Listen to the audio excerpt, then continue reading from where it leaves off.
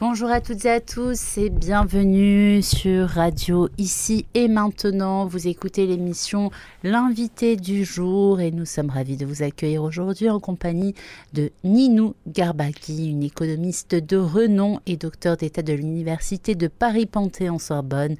Nous sommes impatients d'en apprendre davantage sur son parcours exceptionnel et sur ce qui l'a inspiré à écrire plusieurs ouvrages marquants.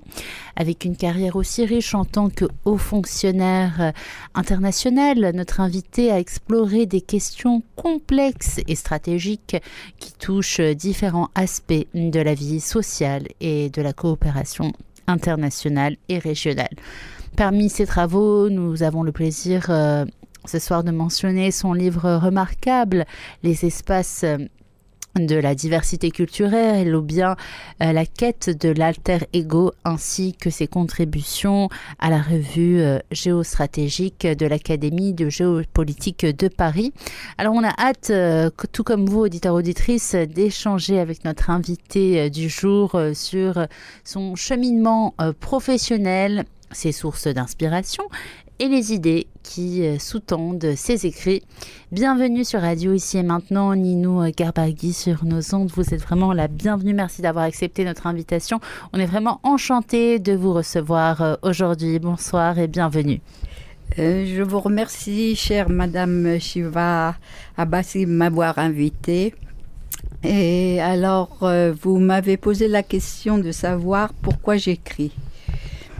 Alors, il y a d'abord mon parcours, ayant une triple culture, ayant voyagé dès mon enfance, c'est-à-dire ayant vécu 3 ans en France, 2 ans en Iran, et à nouveau des voyages alternatifs. Donc, dès ma prime enfance, j'ai vécu en France et en Iran. Alors, et par ailleurs, mes parents ayant aussi étant d'origine azérie, mais iranienne, bien entendu. Donc, j'ai une triple culture. De toute façon, moi, je ne crois pas à des identités figées et monolithiques. Les identités sont toujours multiples. Surtout que de nos jours, on commence à assister à des nettoyages ethniques dans un nombre croissant de pays. Je pense qu'il est important qu'on ait conscience du fait qu'il n'y a pas d'identité à la fois monolithique et figée. Et notre identité change avec notre parcours, nos relations, et ainsi de suite. Et donc, comme je disais, de triple culture de base, et étant une sociable de tempérament solitaire, je suis conforme à l'idée kantienne d'insociable sociabilité de l'être humain. Ceci explique peut-être une vie intérieure plus intense qu'à l'ordinaire qui m'ont amené peut-être à vouloir m'exprimer par écrit aussi.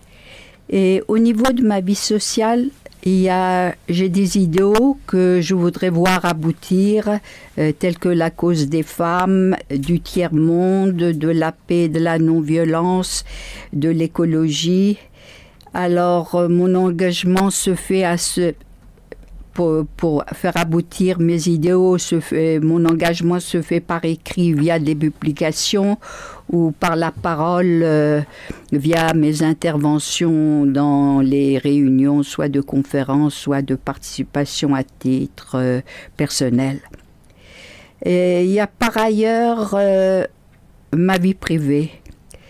Alors, comme tout chacun, je me pose des questions d'ordre existentiel et il y a le besoin d'une part de mettre de l'ordre au chaos apparent du monde qui nous pousse à écrire. L'écriture est comme un moyen, comme un instrument d'ordonnancement du chaos, du chaos apparent des choses. Il y a aussi et surtout le besoin de création et d'appréhension de la réalité dans sa totalité. Et là, je pense que l'écriture ne suffit pas. Les créations des autres, qu'il s'agisse des poètes, écrivains, peintres, sculpteurs, architectes, permettent d'élargir les différentes facettes de la réalité qui ont échappé à notre appréhension. Et aussi et surtout, elles ouvrent des voies pour pouvoir accéder à l'indicible qu'ils ont pu capter. Et lorsqu'on a eu soi-même la chance d'une expérience d'expérience de l'indicible, je pense qu'on a besoin de partager cette expérience qui est très rare, d'exprimer son propre sentiment de l'indicible. Dans ce cas, je pense que pour ce qui me concerne, je fais appel à l'écriture, mais l'écriture, je pense, ne suffit toujours pas pour des questions ayant trait à l'indicible. Et là, je pense, l'art est beaucoup mieux armé. Pour ce qui me concerne, je fais appel à des calligraphies. Car d'une façon générale, j'essaye de capturer le réel au plus près, soit au moyen des mots écrits, soit au moyen, comme j'ai dit, des calligraphies. Dans le premier cas, je fais souvent appel à des aphorismes textuels. Et je considère les calligraphies comme des aphorismes picturales. Bon, ce mot n'existe pas, c'est moi qui l'ai inventé. Parce que je pense que ça permet... J'ai eu cette idée d'aphorisme pictural quand j'ai assisté à l'exposition de peinture de Jean Hélion. Il avait des triptyques et j'ai trouvé que le mot d'aphorisme pictural convenait pour exprimer ces triptyques. Et de là, j'ai pensé que mes calligraphies étaient un moyen aussi d'exprimer ce qui m'avait échappé au moyen de l'expression écrite. Alors, la troisième raison qui me pousse à écrire, c'est le devoir de transmission. Comme je l'ai écrit, mes parents se sont fait un devoir de transmettre leur savoir par l'enseignement, que ce soit mon père ou ma mère. Et pour ce qui me concerne, je pense que nous avons deux moyens de transmission, soit l'éducation des autres, et comme j'ai dit, il y a la prise de parole dans les réunions ou dans les conférences, et il y a l'écriture qui me permettent de satisfaire ce besoin de transmission. Et je pense que c'est plus qu'un besoin, c'est un devoir. On a besoin de transmettre aux jeunes notre expérience pour qu'ils puissent la faire la leur, qu'ils puissent mettre à profit l'expérience des autres. Et je veux peut-être dire quelques mots justement au niveau des thématiques qui ont fait l'objet de ma recherche. Bon, j'ai travaillé au départ sur les questions d'éducation, et parce que étant donné que j'étais économètre, mais j'étais toujours intéressée par les questions d'ordre qualitatif, donc j'avais choisi la thématique de l'éducation, soit pour l'élaboration des modèles économétriques de planification, donc, et ça m'a permis d'aller au-delà et de m'intéresser aux différentes dimensions de la question de l'éducation. Après, il y avait les questions de genre. j'ai écrit des travaux, j'ai travaillé sur la question de la participation des femmes à la vie économique. Et étant donné, comme je vous ai dit, que j'étais économètre, donc la quantification, j'avais remarqué que dans les produits intérieurs bruts, ce qu'on appelle PIB en langage économique, il y a toute une partie de l'économie domestique qui est passée sous silence, cette économie n'étant pas quantifiée, elle est scotomisée, écartée du champ de la conscience. Donc c'était un de mes premiers articles qui a été traduit dans 5 langues, qui portait sur cette thématique de la quantification de l'économie domestique, et ce qui était valable aussi pour l'économie souterraine et l'économie informelle dans les pays du tiers-monde, parce que dire qu'on vit avec $1 par an, c'est pas crédible, c'est parce qu'on ne tient pas compte de l'économie informelle qui permettent aux êtres de vivre. Donc, je suis contente de constater que maintenant, qu'il s'agisse de l'économie domestique ou de l'économie informelle, elles sont quantifiées et intégrées à la mesure du produit intérieur brut des pays. Il y a par ailleurs la participation des femmes à la vie culturelle. J'avais élaboré, je me souviens, un modèle d'enquête qui a été appliqué à la fois au Canada et dans les pays africains. Donc, il fallait pour ça que je puisse toucher des dimensions universellement valables, tout en laissant ouvert la place pour capter les particularités qui ont lieu dans chaque culture. Après, j'ai travaillé sur des questions de statistiques dans les différents domaines de compétences de l'UNESCO, et j'ai surtout après travaillé sur les problèmes environnementaux avant le rapport Brundtland qui date de 1987, qui a été à l'origine de la prise en compte rationnelle des questions environnementaux. J'avais travaillé avant ça, j'avais fait une étude parce que j'étais responsable de la formation en matière d'environnement des futurs économistes, et j'avais élaboré tout un document pour la prise en compte des externalités par les économistes. Maintenant, vous savez que les problèmes de pollution, tout ça, sont internalisés. Les entreprises ne peuvent plus polluer comme ils veulent. Et j'avais également travaillé, bien avant le tourisme de masse tel qu'on le connaît maintenant, sur la question de l'impact du tourisme de masse. Et après, j'ai travaillé sur les questions de développement et de coopération sud-sud. Comme j'ai dit, les problèmes du tiers-monde me tenaient à cœur. Et après, j'ai eu à travailler sur les problèmes de l'éradication de la pauvreté, d'une part, et des problèmes de la faim. Après, j'avais à cœur de lancer un programme sur l'éthique de l'économie.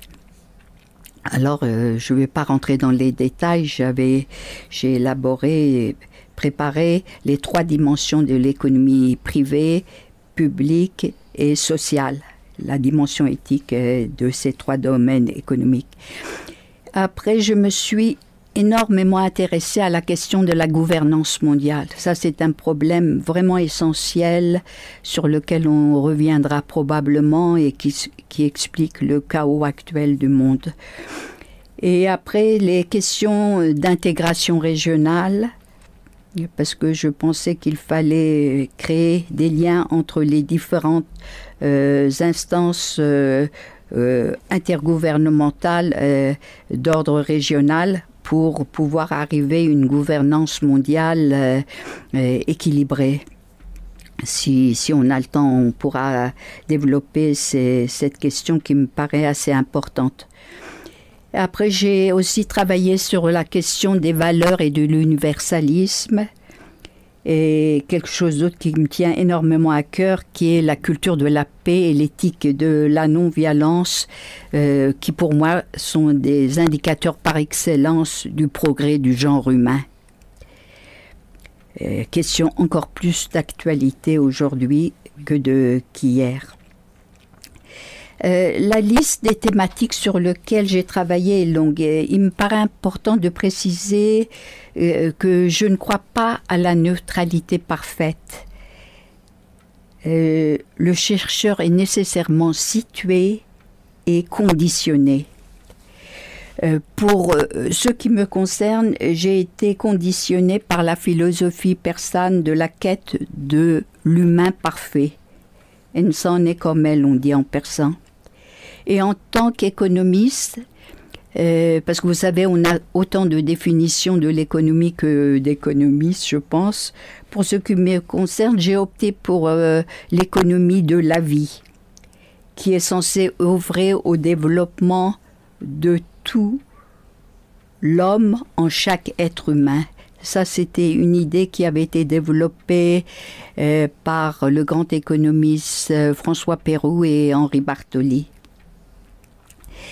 Qui plus est, en tant que fonctionnaire international, le fil conducteur de tous mes travaux a été, correspondait au mandat de l'UNESCO qui consiste à élever les défenses de la paix dans l'esprit de l'homme.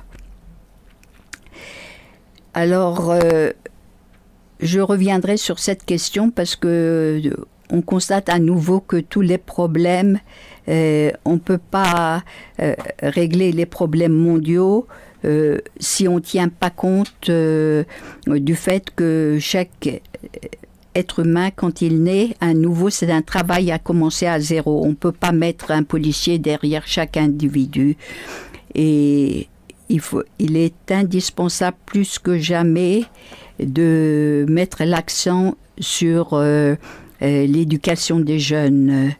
Et je reviendrai sur cette question parce que dans mes travaux, que ce soit quand j'ai examiné la question de l'islamisme aussi, j'ai fait des recommandations à cet égard. J'aurai à revenir peut-être dire quelques mots sur mes deux recommandations concernant cet aspect. Et alors, en tant que, à titre personnel, les thématiques qui m'intéressaient, j'ai toujours été intéressée par la psychologie, la philosophie, la spiritualité et l'épistémologie. L'épistémologie est un domaine qui m'intéresse au plus haut point.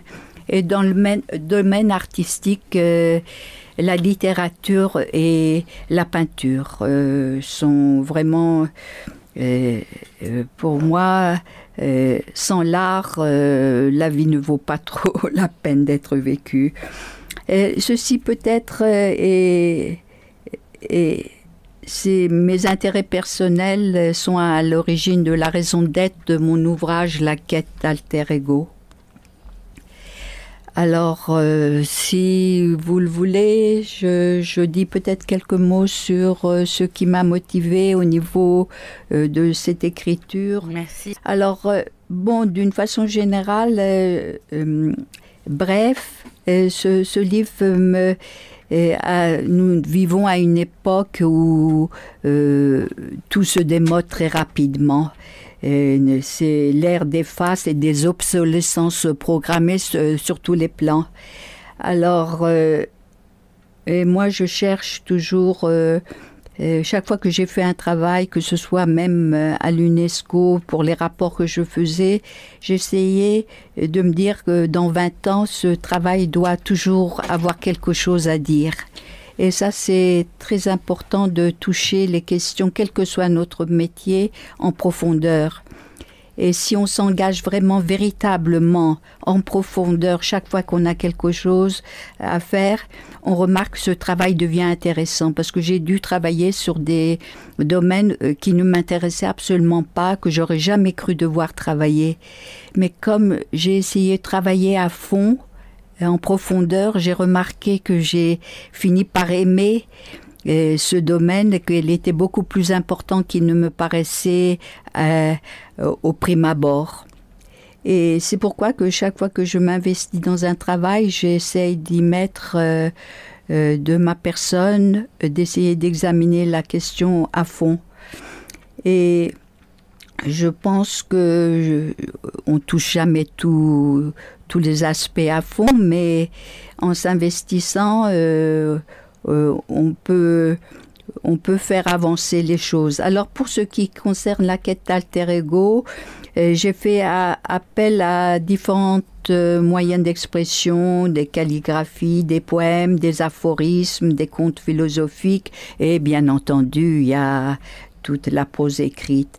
Alors, c'est pourquoi cet ouvrage peut se procurer des plaisirs aussi qui sont d'ordre contemplatif et d'ordre méditatif à partir des aphorismes, au-delà du fait que, il y a des chapitres relativement denses qui nécessitent une lecture lente de la part du lecteur pour pouvoir profiter à fond de la quête de réponse à des questions qui sont quand même qui sont toujours qui ont touché les êtres humains au plus profond d'eux, tels que qu'est-ce que l'être humain, quelle est sa place dans l'univers, quel est le sens de la vie humaine, comment donner un sens à sa vie, quelle est la voie pour parvenir au vrai bonheur, comment faire face au mal-être consécutif au deuil, comment se débarrasser de la peur de la mort, quel est l'ineffable mystère ultime qui embrasse notre existence pour les croyants, comment faire l'expérience de la béatitude, pour les athées, comment se défaire du mal-être inhérent à l'absurdité de la vie, pour les agnostiques athées ou croyants, comment connaître la joie de vivre au quotidien. En bref, ce livre relate les pérégrinations de mon alter ego en quête de réponse à ces questions d'ordre existentiel. Et il relate son expérience mystique d'acquiescement qui lui a permis de se libérer de la camisole du mal-être existentiel qui l'empêchait de vivre, de jouir pleinement de la vie.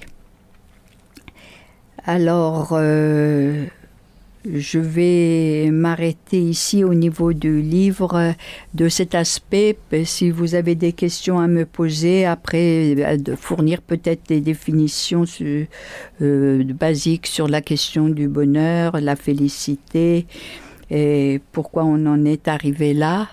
Absolument.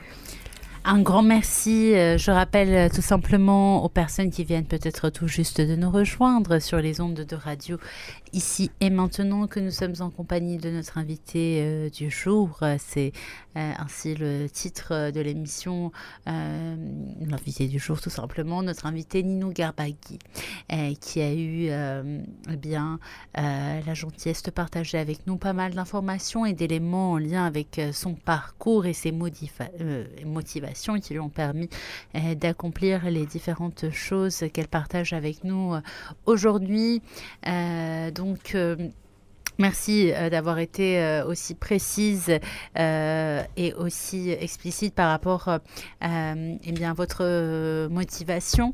Ce qui a attiré mon attention parmi tout ce que vous avez dit à l'instant, il y a plusieurs points, à vrai dire. Évidemment, tout en même temps que vous étiez en train de partager tout ça avec nous, j'ai pris des notes et j'ai pas mal de questions et donc, on va commencer par le début. Vous avez commencé en disant que notre identité voyage à travers le temps, c'est-à-dire que nous ne sommes pas forcément cette identité que nous impose, on va dire, la société, c'est-à-dire cette personne née de cette famille, de cette culture, etc. On évolue à travers le temps et que vous avez pas mal d'engagement. Vous êtes quelqu'un qui est engagé, qui a pas mal de choses qui vous tiennent à cœur, comme justement en tant que femme, eh bien les droits des femmes, en tant qu'une personne voilà, d'origine multiculturelle, on va dire, les choses venant du tiers-monde, les informations, enfin quand je dis les choses, c'est surtout les informations venant du tiers-monde, l'écologie qui est un sujet qui nous concerne toutes et tous.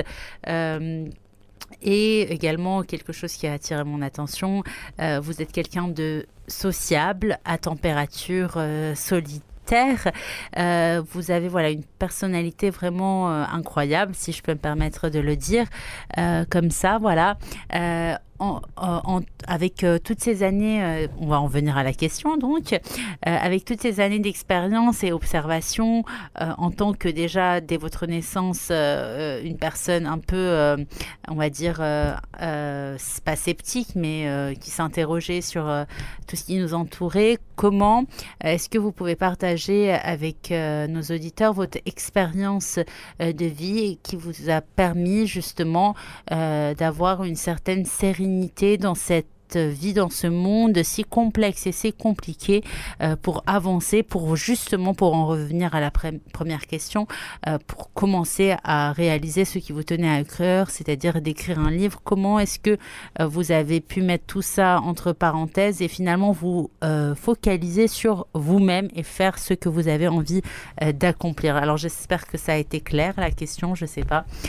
Dites-moi, Ninou. Oui, il y a plusieurs aspects dans votre question qui est très pertinente. Pourquoi j'ai écrit, comme j'ai dit, je reviendrai sur un point. Et il y avait des expériences que j'ai fait. Ça, je reviendrai un peu plus tard sur ce point qui est extrêmement important et qui était la raison essentielle pour laquelle j'ai écrit ce livre. Et c'est comment se défaire du mal-être existentiel. Et je reviendrai pour expliquer comment j'ai été soudain pris par cette question. Parce que les questions qui se posent dans notre vie ou les échecs ne sont pas des échecs. C'est une chance d'avoir des problèmes. Parce qu'elles nous permettent de nous éveiller et de nous élever. Alors, je vais revenir sur ce point. Parce que d'une façon générale, je pense que la technique, au sens générique du terme, a permis d'accélérer le changement au risque de la perte de sens et de l'asservissement de l'être humain. Et pour moi, la question de la liberté est primordiale. Et je pense que dans la vie, par exemple, je dis au niveau de l'individu, au niveau des parents, la transmission des parents aux enfants. Le plus beau cadeau que les parents peuvent faire à leur enfant, ce n'est pas de lui laisser une fortune en héritage, mais de lui transmettre une joie de vivre. Alors, il ne s'agit pas de culpabiliser les parents s'ils étaient pauvres ou s'ils n'ont pas pu transmettre la joie de vivre qu'ils avaient. Mais ça, je pense, c'est le point fondamental. Et si les parents n'ont pas transmis une joie de vivre, il ne faut pas les culpabiliser parce qu'on est libre à nous-mêmes de trouver les moyens de nous élever et de créer notre bonheur. On est nous-mêmes la cause et de notre malheur et de notre bonheur en partie. Et sur ce point, je reviendrai parce que je dis, je montre, je suis, comme j'avais dit, selon la philosophie persane, pour la progression en humanité de chaque être humain. Et sur ce plan, je pense que Kierkegaard a bien résumé les problèmes qui se posent à l'être humain. Quand on est jeune, on cherche un sens à sa vie. Quand on est Ça, il dit, ça c'est la phase esthétique de la vie. Quand on est un peu plus âgé, on cherche la phase qu'il appelle éthique. On cherche un sens à la vie. Et quand on s'approche de la vieillesse, il dit que c'est la phase ascétique la quête de sens à la mort qui augure la foi, censé conjurer la mort néantisante. Il ne le dit pas dans ces termes, c'est moi qui l'exprime ainsi. Alors, je pense que, surtout au niveau de la phase, de toute façon, je ne pense pas qu'on puisse découper tout à fait la réalité en 3 phases, mais étant donné quand on veut capter la réalité par écrit, on est obligé de créer de découper, qu'on le veuille ou pas, quand on recourt à des écrits. Alors, mais quand il dit que moi je préfère, au lieu de dire il y a une phase esthétique, une phase éthique et une phase ascétique, je pense que c'est la dominance. Il a raison d'avoir fait ça. C'est quand on est jeune, ça ne veut pas dire quand on est jeune, on ne se pose pas des questions sur le sens de la vie ou de la mort. Mais là, on a beaucoup plus peur de la mort. Je reviendrai sur ce problème. Il faut surmonter la peur de la mort. Et après, à la phase éthique, on se pose aussi, c'est-à-dire quand on est mature et adulte, on se pose aussi des questions sur le sens de sa vie, au-delà de la question du sens de la vie, on se pose aussi des questions du sens de la mort. Mais bon, il y a une dominance qui se pose. Alors, pour revenir à la question que vous aviez posée au niveau de comment j'ai fait pour surmonter tout ça, parce que je reviens au sens de sa vie, au niveau de la jeunesse. Je pense, comme j'ai dit, que nous sommes libres de choisir notre posture dans la vie, je pense, au regard de la vie, d'être positif ou négatif. Et moi, je crois beaucoup, j'ai comme philosophie du pessimisme de la raison et de l'optimisme de la volonté. Alors, être négatif, c'est dire à quoi ça sert et tout ça. Je reconnais qu'on a tous, à un moment ou un autre dans la vie, des vagues à l'âme. Mais quand ça frôle le défaitisme, alors c'est un pessimisme de la raison exclusif. Alors, pour échapper, dans ce cas, à la dimension nihiliste du péronisme, je pense qu'il faut être pascalien, c'est-à-dire opter d'être l'être positif qui parle en misant sur la posture qui consiste à tempérer le pessimisme de la raison par l'optimisme de la volonté. Et ça veut dire qu'on tombe dans la vie, mais on se relève. Parce qu'une vie sans problème n'existe pas. Et d'ailleurs, une vie sans problème conduit à la drogue. Quand on a des problèmes et qu'on prend ces problèmes comme défis, on a une raison de continuer à lutter. Alors, c'est un peu peut-être mon tempérament. Alors, je pense avoir en partie répondu à votre question au niveau qu'est-ce qui m'a poussée à écrire. Et après, oui, pourquoi j'ai écrit ce livre? Parce que je me rappelle que quand j'étais très jeune fonctionnaire, un jour,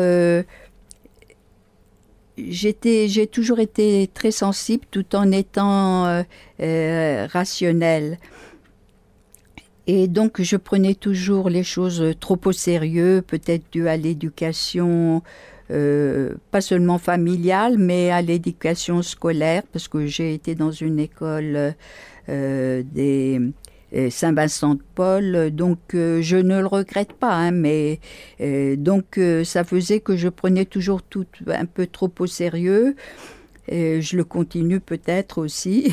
Et alors, un jour, je me rappelle, j'avais un ami indien pour qui j'ai beaucoup de respect.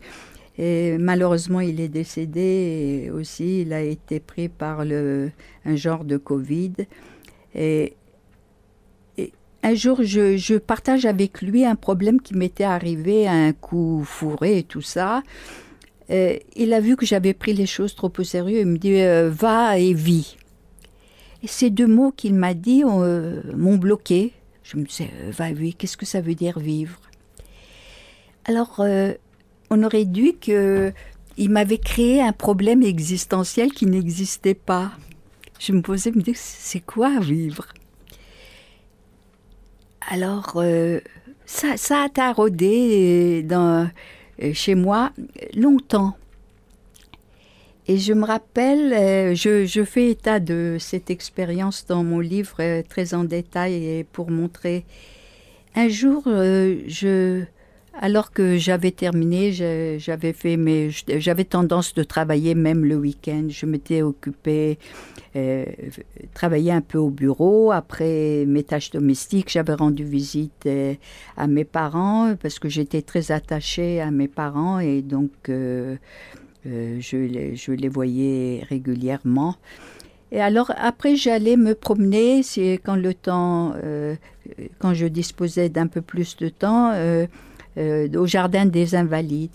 Un jour, alors que je me promenais dans le jardin des Invalides, soudain il y a eu l'odeur des buis. Et à ce moment-là, j'ai dit c'est ça. J'ai pas compris qu'est-ce qui s'est passé, mais c'est comme si on avait brisé l'étau. Et j'ai eu comme un acquiescement à la vie, sans avoir à donner une raison précise. Et là, c'est très intéressant. J'ai compris qu'étant très cérébral, peut-être que on doit essayer de vivre les différentes dimensions de la vie. Et l'éducation citadine nous a peut-être un peu écartés aussi de la nature et tout. Je ne sais pas, j'ai dû faire cette expérience qui m'a permis de communier et de revitaliser ma vie et de donner un sens sans avoir à donner un sens précis. Et ça, je pense, c'est une expérience extrêmement importante. Bien sûr, il y a les réponses aussi qu'on donne au sens de la vie et tout ça. Bon, dans le livre, j'aborde tous ces différents aspects assez dans les détails. Et je pense, bon, là, j'ai répondu à votre question. J'ai même dû aller un peu au-delà de ce que vous me demandiez. Et je ne sais pas à quelle heure, s'il nous reste encore beaucoup de temps. Ne vous inquiétez pas, il n'y a pas de souci. Alors, comme le savent les auditeurs et auditrices de la radio ici et maintenant, je ne coupe la parole de personne et j'écoute avec beaucoup de joie et de curiosité toutes les choses qu'ont à partager les personnes qui interviennent sur nos ondes. Et aujourd'hui, on a la chance d'avoir un invité privilégié. Je rappelle aux personnes qui viennent tout juste de nous rejoindre que nous sommes avec notre invité exceptionnel, Ninou Garbaghi. Alors pour les personnes qui n'ont pas suivi l'introduction de l'émission, eh bien nous sommes en compagnie donc de Ninou Garbaghi, une économiste de renom et docteur d'État de l'université de Paris-Panthéon-Sorbonne. Et tout au long de cette émission, eh bien nous essayons d'en savoir un peu plus sur son parcours exceptionnel, sur ses inspirations, sur ce qui l'a motivée à écrire. Elle a une carrière riche en tant que haut fonctionnaire international et voilà, nous essayons d'explorer pas mal de questions assez complexes ensemble, mais c'est vrai qu'on est limité dans le temps. Alors je vous invite, auditeurs et auditrices, qu'on fasse une petite pause musicale afin, voilà, si vous avez envie de boire un petit verre d'eau, ou même si vous avez envie de noter le numéro de standard ou d'écrire des questions sur notre compte Instagram, c'est le moment à notre invité. Donc on va se retrouver juste après cette courte pause musicale sur Radio Ici et Maintenant avec notre invité du jour. Et je vous rappelle le numéro pour participer à l'émission, c'est le 08 90 37 38 38. À tout de suite. Gérard Michel, on t'écoute. Bonjour Morgane, bonjour Ninou Garbaghi. J'espère que je prononce bien votre nom. Bonjour tout le monde et tout. Une question assez compliquée que je vais poser, mais vous êtes à la hauteur.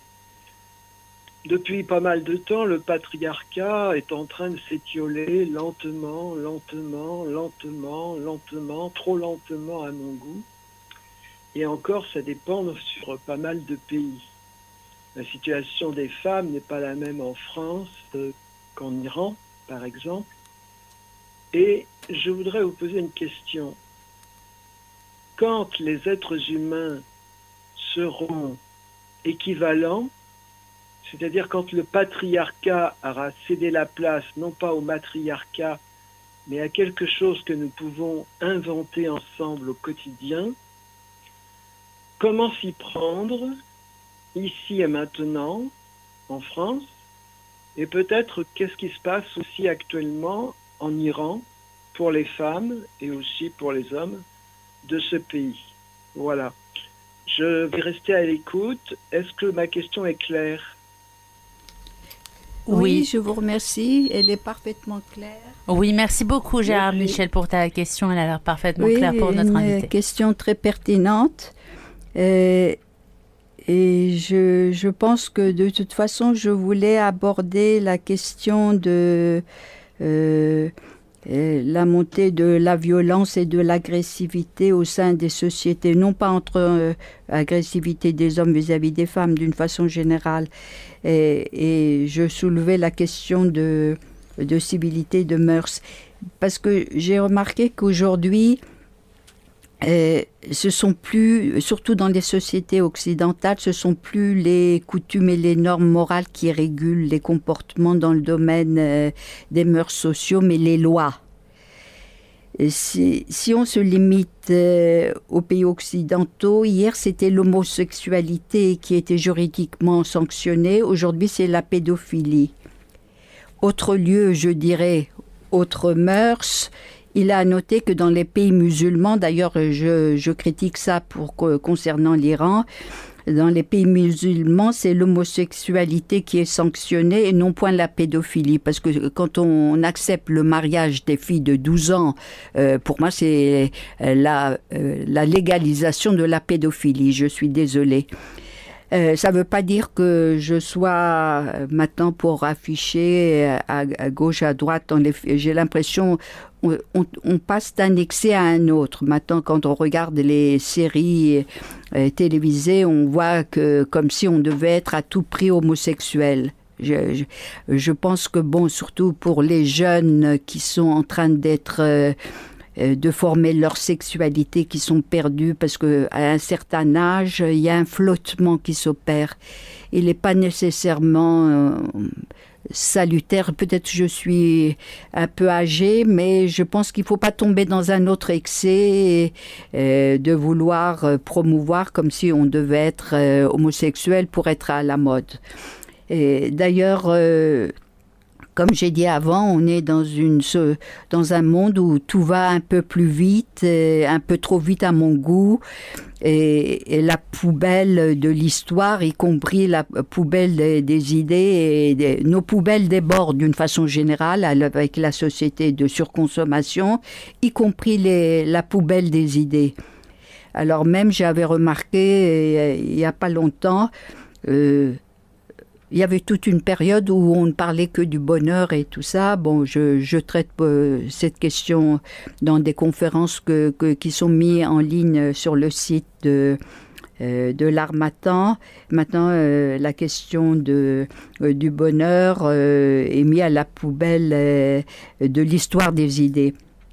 Mais pour revenir à la question de l'égalité des hommes et des femmes, je pense que, bon, on fait beaucoup de progrès et il faut reconnaître déjà l'égalité juridique reconnue pour la femme, elle est fondamentale.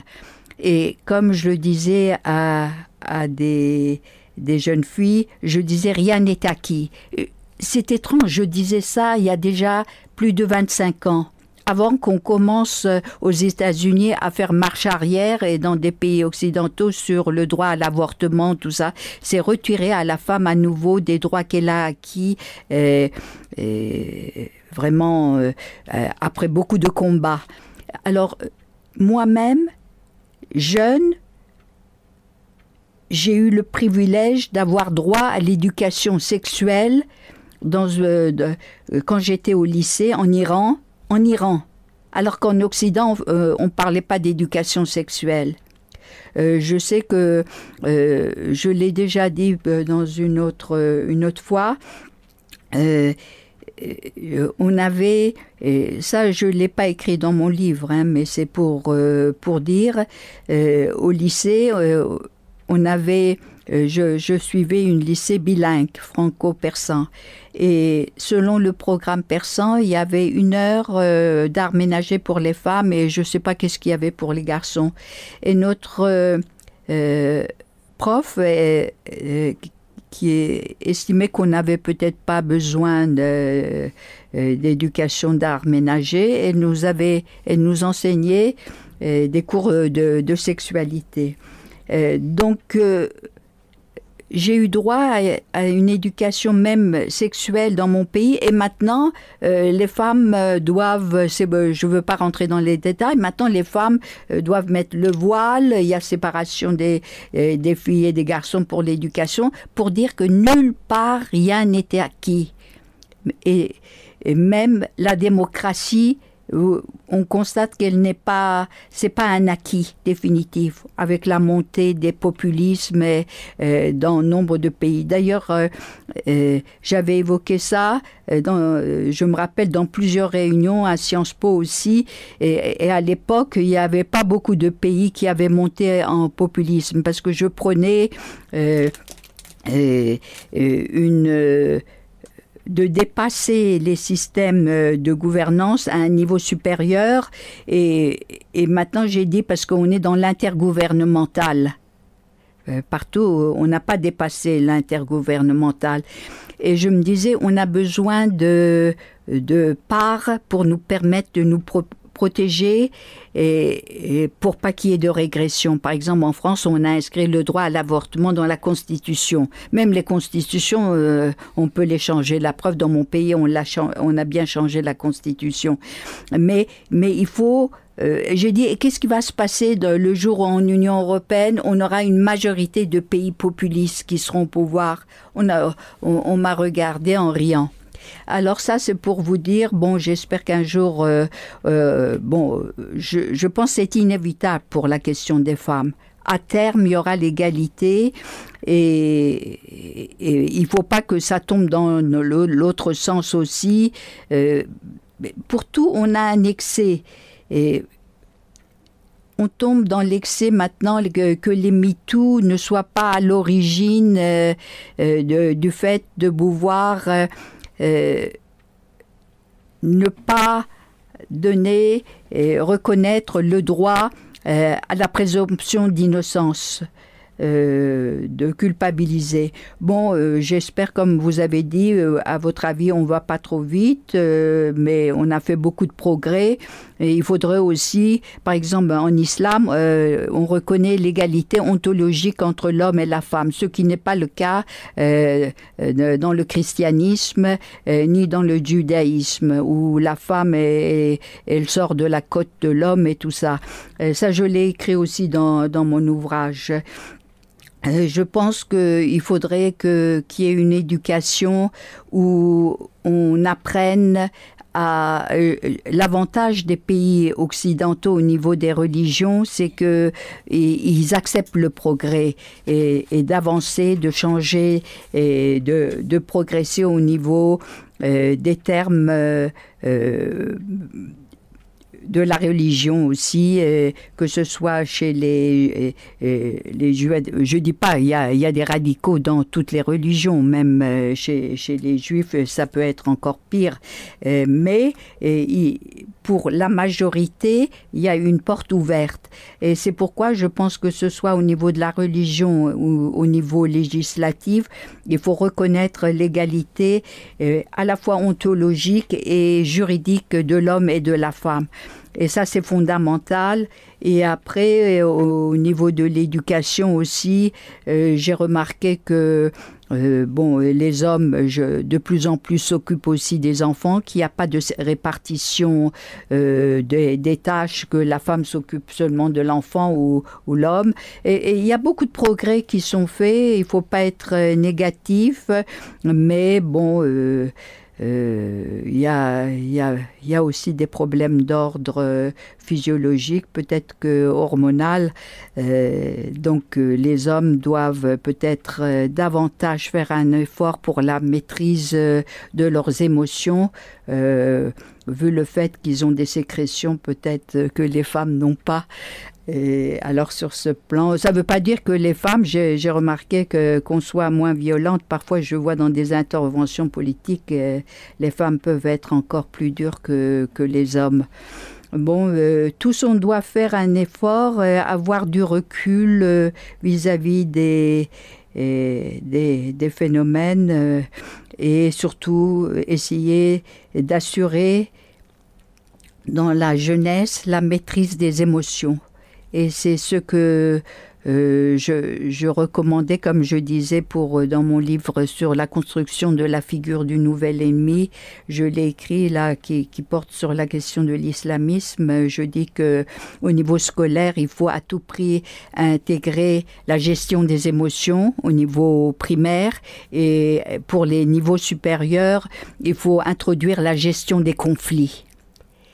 Alors, quand on commence à avoir la gestion des conflits et la gestion des émotions, on voit déjà les relations intersexuelles aussi, et ça agit sur tous les niveaux, que ce soit entre hommes et femmes ou entre individus et entre différentes cultures. Voilà, je pense avoir répondu à peu près à votre question. Merci Gérard Michel, j'espère que tu as eu la réponse à tes différents questionnements.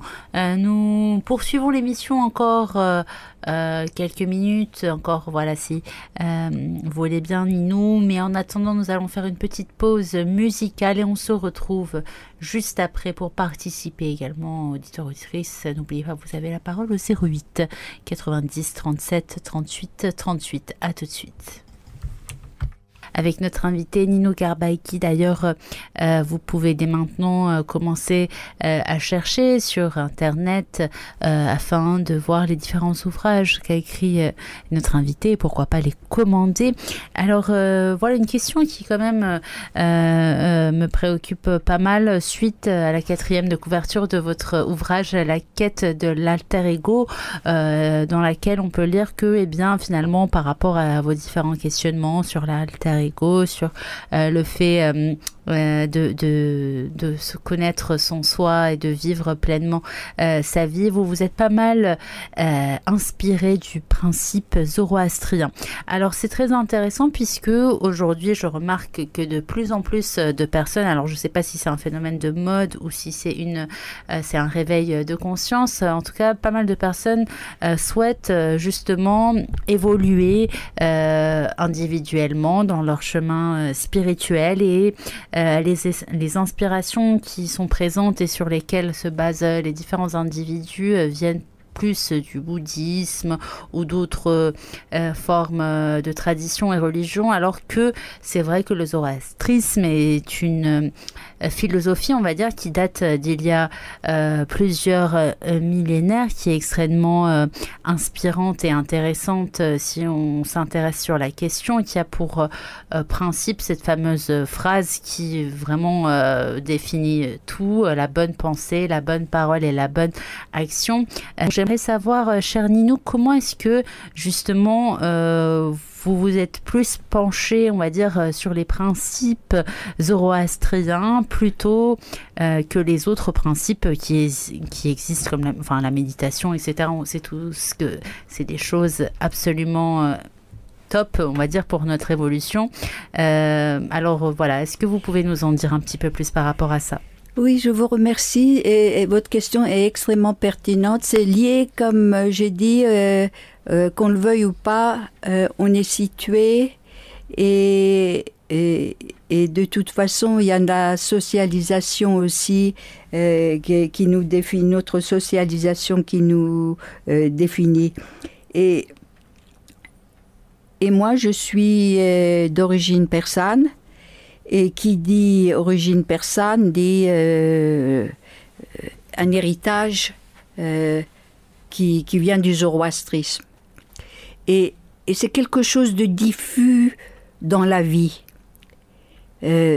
Tous les Iraniens, qu'ils le veuillent ou pas, ont une dimension de leur être, de leur agir, de leur comportement qui fait suite aux principes du zoroastrisme et qui est pas seulement, c'est pas dit, mais c'est repris, qu'on le veuille ou pas, de la pensée juste, de la parole juste et de l'action juste, et que je résume par l'acte juste. Et pour moi, c'est un de mes critères de référence. Et quand j'ai été, parce que j'avais remarqué que quand j'intervenais dans des réunions, comme j'ai dit, je suis assez rationnelle et mes raisonnements plaisaient. Et quand j'arrivais, j'avais dit, et quand il y avait des problèmes, parfois c'est comme si j'avais trouvé la solution, alors tout l'auditoire était content, y compris l'organisateur de la réunion était content, mais tout de suite je mettais un bémol et soudain il était désemparé et moi aussi j'étais gênée. Après, j'ai compris que je cherchais pas nécessairement la reconnaissance dans ma quête, mais la vérité. Et la vérité, et cette quête, pour avancer, elle doit être... parce que je reconnais qu'il n'y a pas de vérité en soi. Il y a l'impermanence, les réalités changent avec le temps, et après il y a par ailleurs dans la vie, et ça c'est le principe zoroastrien, où il y a deux forces opposées qui sont parfois opposées, parfois contradictoires, c'est plus qu'opposé. Et par ailleurs, moi, là, il y a un mélange du bouddhisme parce que le zoroastrisme et le bouddhisme ont été à peu près à la même période. On s'emprunte des idées dans les deux, pas le bouddhisme, l'hindouisme plutôt. La pensée hindouiste et zoroastristes ont des points qui sont très proches. Alors, et je pense que, comme j'ai dit, je crois à l'impermanence et au fait qu'on a des forces opposées et contradictoires, mais je ne crois pas non plus à l'existence de la chose en soi. Je pense que c'est quand les conditions qui sont réunies que les choses adviennent. Et ça, la physique l'a prouvé de nos jours. Alors, mais ceci dit, comme j'ai dit, je suis pour l'éthique de l'acte juste et de l'acte, et ça c'est la pensée indienne, de l'acte désintéressé. Et ça, je pense que la justesse, elle n'est pas fixe, elle est contextuelle. Comme on n'est pas dans la nature comme ça, on est situé. Et la justesse diffère selon notre niveau de connaissance et notre l'évolution dans le temps. Alors, donc, je pense, comme j'ai dit dans mon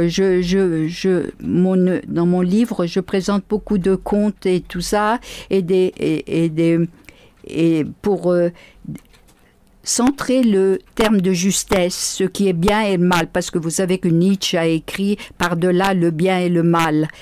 Mais ça n'empêche, après avoir fait le tour de toutes ces philosophies, je suis arrivée à la conclusion que la philosophie persane de l'acte juste, c'était l'éthique la plus idoine et adaptée au XXIe siècle, parce qu'elle vous laisse libre et vous oblige à être responsable de votre action. Ce qui est extrêmement important à l'ère à l'ère de l'Anthropocène, et où l'homme, l'action de l'homme a permis de changer le cours entre guillemets naturel des choses. L'impact de l'homme empêche la régénérescence de la nature telle qu'elle est. Et c'est pourquoi je pense que, comme vous m'avez posé la question, pourquoi j'ai choisi ce terme, c'est parce que je pense que c'est une éthique, d'une part, d'une façon générale. Quand vous faites un acte juste, vous voyez que la question du sens de la vie est résorbée. Je montre parfois dans la vie quand vous avez accompli un acte juste, vous avez sauvé quelqu'un, par exemple, qui était sur le point de décéder, si vous êtes un médecin, à ce moment-là, vous comprenez que la vie vaut la peine d'être vécue, vous avez tout le sens, elle prend sens. Et sans avoir besoin. Alors c'est pour ça que je trouve que ce terme de justesse est un terme qui est ouverte à la liberté tout en apportant de réponses.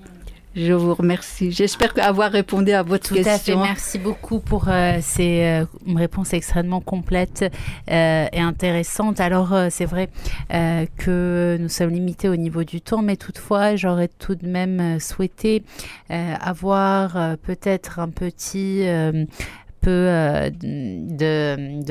on va dire, de réflexion de votre part par rapport à la situation actuelle en ce qui concerne, eh bien, comme vous avez pu le partager avec nos auditeurs et auditrices, ce fameux pays dans lequel vous êtes né, avec ce qui s'est passé récemment, mais aussi ces 45 dernières années, étant donné que voilà, les choses ne sont pas forcément acquise comme vous avez pu le partager avec nous, et que l'Iran ne ressemble plus à l'Iran dans laquelle vous avez grandi, où votre professeur a finalement préféré donner des cours d'éducation sexuelle que des cours pour apprendre les tâches quotidiennes que sont censées faire entre guillemets les femmes. Que pensez-vous de l'Iran d'aujourd'hui? Comment voyez-vous les choses pour l'avenir, cher Ninou?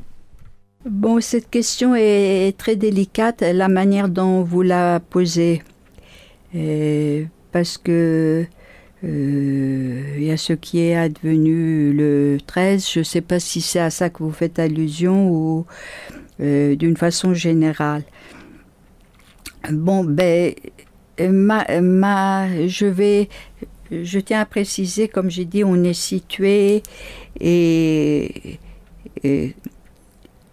conditionné.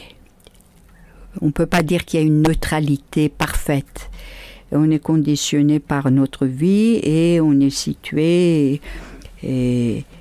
parce qu'on est à un moment. Vous me posez la question aujourd'hui, si vous me l'aviez posée la semaine dernière, elle n'aurait pas été identique. Vu ce qui est advenu avant-hier. Alors, je vais essayer de donner ma réponse, et je tiens à préciser, je vais essayer de respecter l'éthique, comme j'ai dit, de l'acte juste et désintéressé, qui est un des critères de mon analyse. Bon, j'avoue que je suis, comme vous pouvez le deviner, pour un régime théocratique. Je pense que les religions, je ne suis pas contre la religion parce que j'estime que je suis pour la laïcité et les êtres ont le droit de croire d'être athées ou d'être agnostiques. Ils doivent être libres. D'ailleurs, dans le Coran, il est dit c'est la liberté. C'est la première idée. Il ne faut pas imposer. La religion ne s'impose pas. La croyance ne s'impose pas. Ça, c'est vraiment dans le Coran. Et on ne peut pas obliger quelqu'un de ne pas croire. Mais je pense que de toute façon, l'être humain a besoin de spiritualité. On ne peut pas vivre sans spiritualité. Et pour moi, les religions sont des spiritualités qui ont réussi à se réifier, à s'imposer. Je ne rentre pas dans les détails, mais pour moi, c'est ça. Et donc, d'ailleurs, Bouvresse a fait se pose la question sur la religion, qu'est-ce que la religion, et il cite Bertrand Russell qui était un athée convaincu et Wittgenstein qui croit lui qui estime que la religion est nécessaire. Mais les deux sont d'accord pour dire que l'expérience spirituelle est une réalité dont il faut tenir compte, qu'il soit athée ou croyant. Et d'ailleurs, je pense que, je ne sais pas pourquoi, les êtres humains ont tendance davantage ils sont beaucoup plus disposés à combattre pour la religion qu'à appliquer les principes de la religion pour laquelle ils s'entredéchirent. Ceci dit, je pense que il faut l'Iran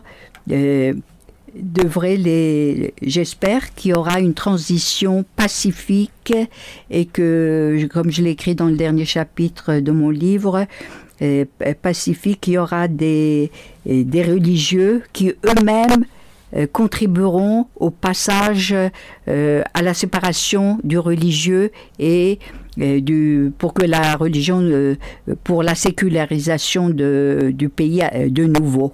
Elle se sécularise de toute façon, qu'on le veuille ou pas, mais qu'il y ait une séparation et que le pouvoir ne soit pas monopolisé par un régime théocratique. Ça, c'est ma position personnelle.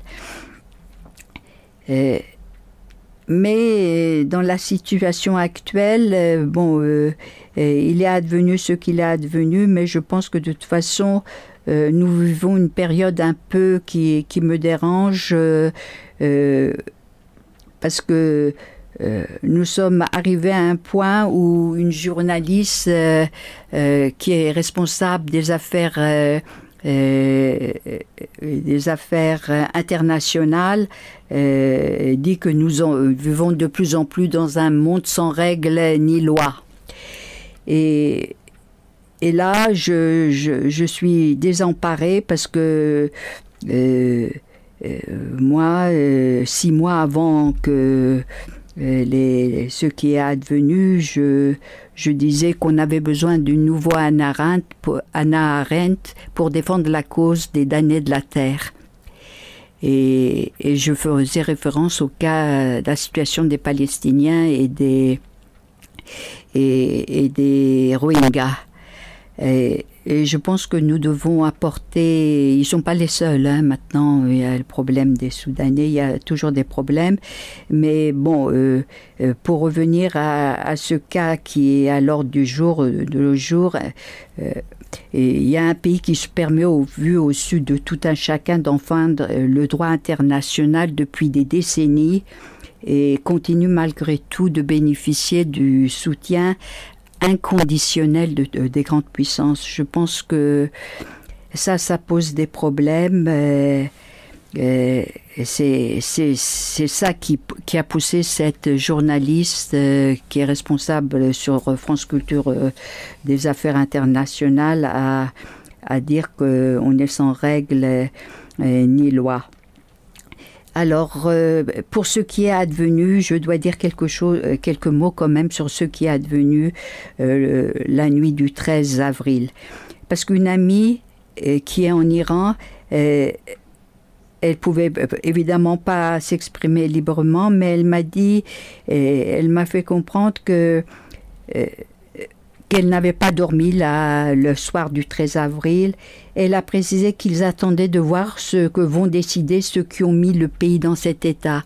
Elle n'osait pas s'exprimer des deux côtés.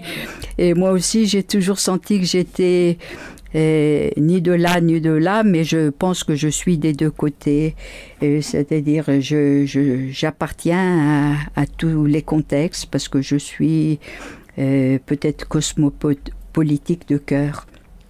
Mais elle faisait, ce qui est clair, c'est qu'elle faisait clairement allusion à la posture des grandes puissances en 1979. Et il faut se référer à mon livre « Construction de la figure du nouvel ennemi » où je montre comment on a laissé tomber le Shah. Et il ne faut pas oublier que le président Biden a fait partie du gouvernement du président Carter qui a exigé le départ du Shah. Et les États-Unis d'Amérique ont souhaité le changement de régime en Iran bien avant la crise insurrectionnelle de 78-79. Donc ça n'a pas été un accident, ce changement de régime. Mais aujourd'hui, pour revenir au président Biden, aujourd'hui, j'ai remarqué, on critique la vieillesse et malheureusement, il n'est pas bien vu qu'on vieillisse. On oublie qu'il faut beaucoup de temps pour atteindre l'état de maturité spirituelle qui permet d'agir avec la plus grande justesse. Il me paraît important, là, vis-à-vis de la question que vous m'avez posée, de rappeler que le 18 octobre 2023 à Tel Aviv, en Israël, le président américain a mis en garde Israël de ne pas commettre les erreurs que les États-Unis ont commises après le 11 septembre. Il a dit expressément « Ne soyez pas consumés par la rage ». Et je pense que ça, c'est valable partout, parce qu'on assiste à une montée de la violence et de l'incivilité un peu partout, que ce soit dans la vie privée. Et ça, sur ce plan, c'est une régression. Et le monde va mal, on assiste à des montées d'intégrisme et des populismes, et c'est la même chose. Et en Inde aussi, il y aura à nouveau la réélection d'un président qui méprise les musulmans. Moi, je comprends pas. J'ai été élevée dans ma classe. Devant moi, j'avais une juive, à ma droite une arménienne, derrière moi une bahaï, une zoroastrienne. J'ai été élevée dans un milieu multiculturel. Et pour moi, c'est un enrichissement. Toutes ces croyances, on s'enrichit mutuellement et maintenant on se haït, on veut des puretés culturelles, mais ça n'a jamais existé, ça n'existera jamais. On ne peut que rajouter au désordre mondial. Voilà, moi je pense que l'Iran, la théocratie ne sera pas éternelle. La question est de savoir, est-ce qu'on va pouvoir faire une transition sans effusion de sang? Et pour l'amour de Dieu, qu'on n'ait pas droit à ce qui s'est passé en Irak, en Iran. C'est pourquoi on ne demande pas beaucoup l'amour, mais qu'on ne nous cause pas de problèmes. Les Iraniens doivent eux-mêmes résoudre leurs problèmes. Et voilà, et je pense que le président Biden sera écouté et qu'il n'y aura pas une escalade des animosités. Et là, l'Iran a eu tort de bombarder, mais M. Netanyahou apparemment ne demande que ça pour pouvoir intervenir et je pense que dans l'intérêt des Israéliens, il faudrait que l'ancien président d'ailleurs est intervenu pour dire que Netanyahou ne pense qu'à lui-même, qu'à rester au pouvoir.